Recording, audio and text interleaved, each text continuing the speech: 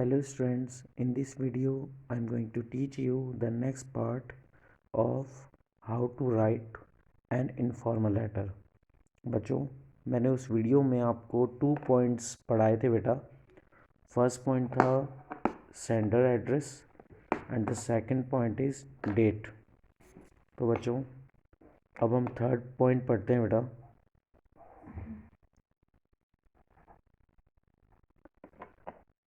जब डेट लिख लेते हैं बेटा, उसके बाद नेक्स्ट होता है बेटा पॉइंट, उसे बोलते हैं सैल्यूटेशन।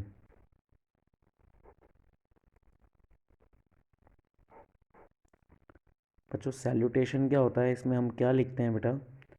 इसमें लिखते हैं हम डियर। याद रखना बच्चों, डियर का डी कैपिटल होना चाहिए। Okay students. और डियर के बाद यहाँ पर हम क्या लिखते हैं बेटा?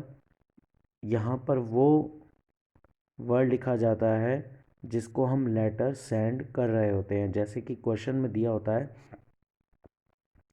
कि write a letter to your friend, write a letter to your mother, write a letter to your father. तो हम जिसको लेटर लिख रहे हैं वो वर्ड यहाँ पर आ जाएगा। अगर मदर को लिख रहे हैं तो मदर आ जाएगा, फादर को लिख रहे हैं तो फादर आ जाएगा। तो कुछ भी लिखें आप, उसका फर्स्ट लेटर कैपिटल लिखना। ओके स्टूडेंट्स, मैं साथ साथ आपको इम्पॉर्टेंट चीज़ें बताता जा रहा हूँ तो उनको याद रखना। फिर आ जाता है बच्चों कि अगर मान लीजिए अगर फ्रेंड को लिख रहे हैं तो अगर फ्रेंड का नेम है तो सीधा उसका नेम आ जाएगा। जैसे अगर सुनील नेम है आपके फ्रेंड का तो सुनील का ऐसा SUNIL एस कैपिटल हो जाएगा। और अगर फ्रेंड का नेम नहीं आया तो हम केवल फ्रेंड लिखेंगे और फ्रेंड का भी F कैपिटल लिखेंगे। तो याद रखना बच्चों, सैल्यूटेशन थर्ड पॉइंट जिसमें हम कैसे लिखते हैं। ओके, तो आपका एड्रेस हो गया, डेट हो गई, उसके बाद सैल्यूटेशन। इसके बाद आ जाता है बच्चों नंबर 4। नंबर 4 है बच्चों जिसे बोलते हैं very very important body of message. अब आपका लेटर का मेन पार्ट स्टार्ट हो गया है, तो बहुत ध्यान से इस वीडियो को देखना और समझना जो मैं पार्ट आपको समझाने वाला हूँ। देखो बच्चों, बॉडी ऑफ पार्ट जो स्टार्ट होता है हमें जो लिखते हैं वो बच्चों हम 3 पैराग्राफ में लिखते हैं। याद रखना इस बात को कि सैल्यूटेशन लिखने के बाद हम जो अपने लेटर को समझाते हैं, बताते हैं, जो लिखते हैं मेन लेटर की इम्पॉर्टेंट बातें जो लिखते हैं उनको हमें 3 पैराग्राफ में लिखना होता है। तो एक एक पैराग्राफ को समझेंगे। तो सबसे पहला अगर हम बात करें फर्स्ट पैरा की, हमारा फर्स्ट पैरा जिसको अगर आप याद करना चाहें तो फर्स्ट पैरा को हम बच्चों बोलते हैं इंट्रोडक्शन। मतलब कि हम बॉडी ऑफ मैसेज जो हम लिख रहे हैं सैल्यूटेशन के बाद, तो हम जो अपना पहला पैराग्राफ लिखते हैं उसमें हम लेटर का इंट्रोडक्शन हम लिखते हैं। तो इंट्रोडक्शन को लिखने का तरीका क्या होता है? सबसे पहले तो हम सामने वाले व्यक्ति को हम गुड मॉर्निंग विश करेंगे। मेरी थोड़ी तबीयत ख़राब है तो इसलिए आपको हो सकता है आवाज़ थोड़ी सी मेरी समझ में ना आए, तो थोड़ा सा ध्यान से समझना बच्चों। तो गुड मॉर्निंग, इसके बाद यहाँ पर ये मैंने ब्लैंक छोड़ रहा हूँ। यहाँ ब्लैंक में आपने क्या लिखना है जिसको हम लेटर लिख रहे हैं सैल्यूटेशन के अकॉर्डिंग। तो हम उस वर्ड को यहाँ पे लिख देंगे good morning father, good morning mother, ठीक है, जिसको भी हम लिख रहे हैं।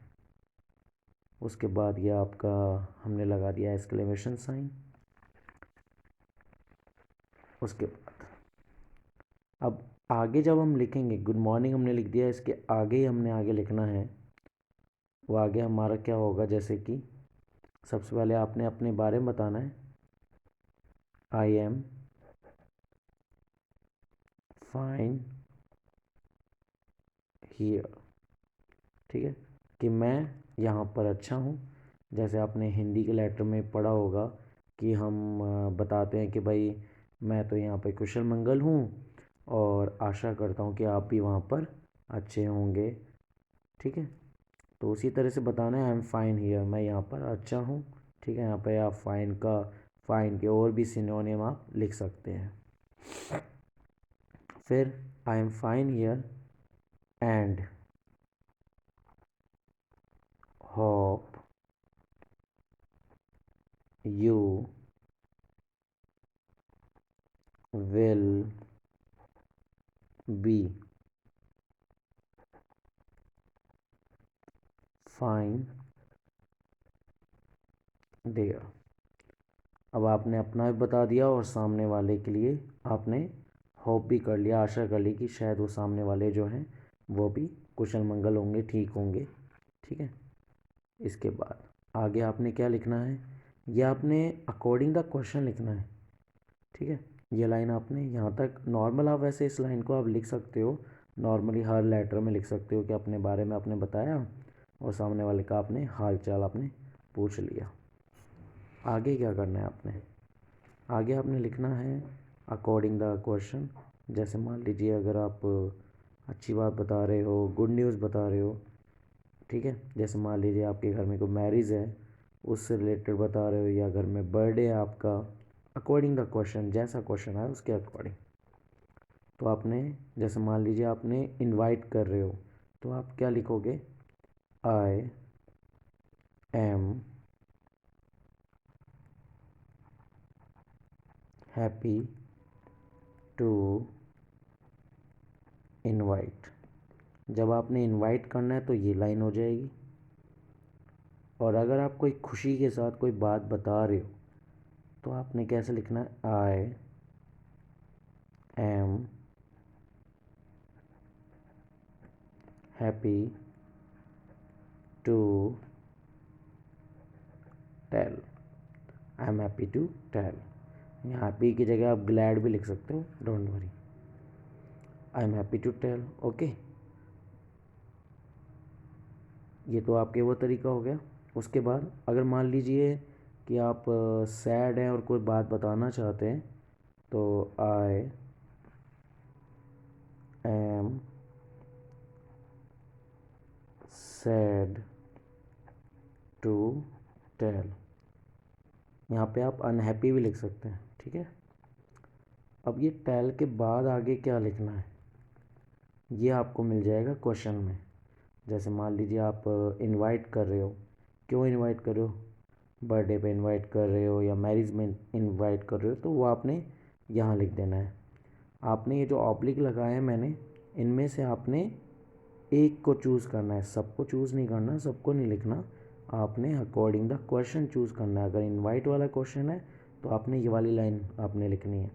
अगर आप खुशी के साथ कुछ बात बता रहे हो तो आपने ये, इसमें आप एक और चीज़ भी ऐड कर सकते हो, आई एम है।